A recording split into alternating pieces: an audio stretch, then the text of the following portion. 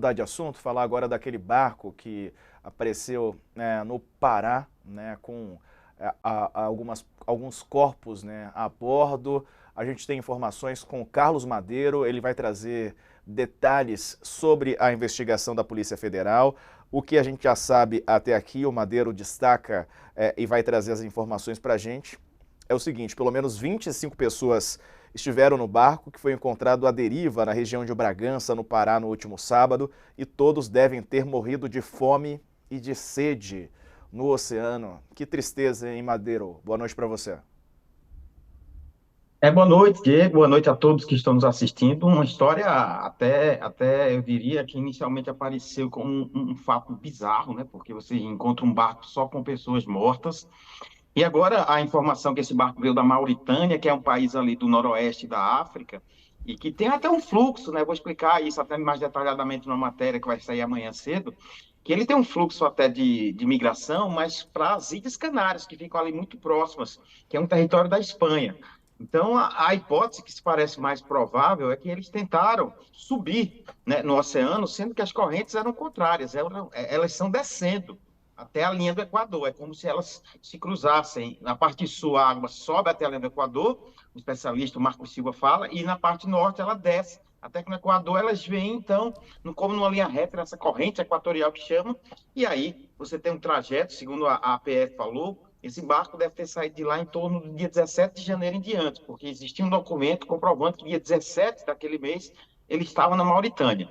Então, ele passa para um período aí de 3 meses de navegação, por exemplo, um período estimado, inclusive, pela velocidade das correntes, que ficam ali entre 5 e 10 quilômetros, ou seja, ele levaria mesmo em torno aí de uns 60, 70 dias para chegar ali naquela região do Pará, em Bragança, onde ele foi encontrado.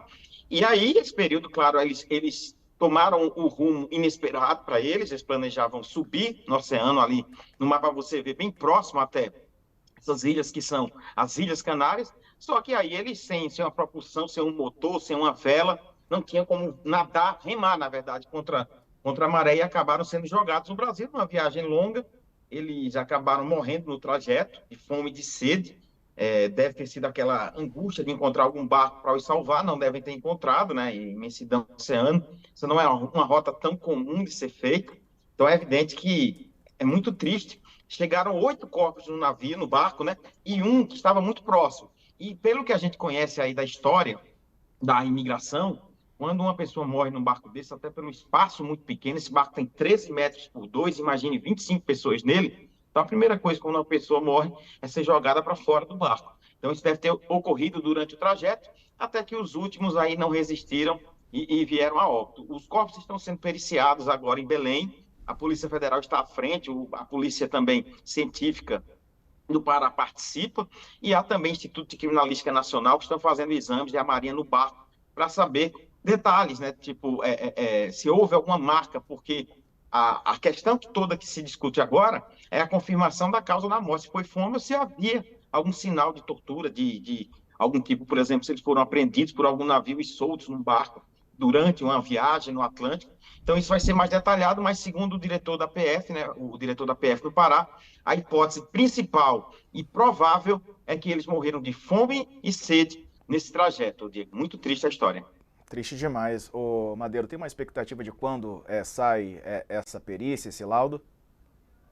Tem, fim de semana. O diretor falou que até o fim de semana, não precisou de exato, mas que até o fim de semana deve ter a conclusão da perícia dos corpos. Eu acho que a perícia do barco pode sair um pouco antes, né? Falava-se em 48 horas, mas não era um prazo oficial. Mas eu creio que a perícia do barco vai trazer detalhes, né? Esse barco, ele parece artesanal. Se você faz uma pesquisa, por exemplo, ou de quem fizer essa pesquisa no Google, por exemplo, coloque barcos de pesca da Mauritânia, você vai ver que é muito similar. Se você desce para o país vizinho, ao norte, ao sul, desculpa, que é Senegal, os barcos já são bem diferentes, e acima de Marrocos também. Então, dão muito a entender que é um barco de pesca que foi usado aí provavelmente para fazer essa viagem clandestina, e a principal suspeita de que isso era uma viagem clandestina é o número de integrantes desse barco, né? Um barco de pesca ali, segundo eu vi algumas fontes, ficaria entre 4 e 5 pessoas. Jamais teriam 25 pessoas para fazer uma pesca, né? Não era lógico, não precisaria levar essas capas de chuva que a gente mostrou aí.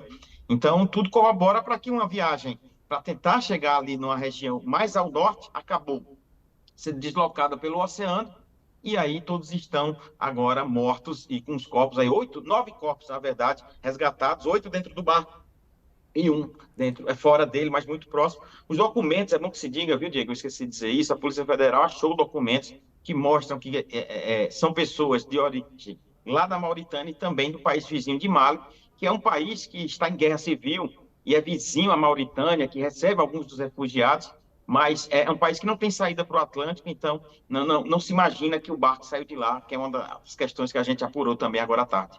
Fiquei com uma dúvida aqui, Madeiro, não sei se você chegou a falar, se falou, peço desculpas, que é o seguinte, você está trazendo que 25 pessoas foram trazidas no barco, mas 9 corpos foram achados, né? Essa lacuna, essa diferença já tem uma explicação para o que pode ter acontecido ou ainda não?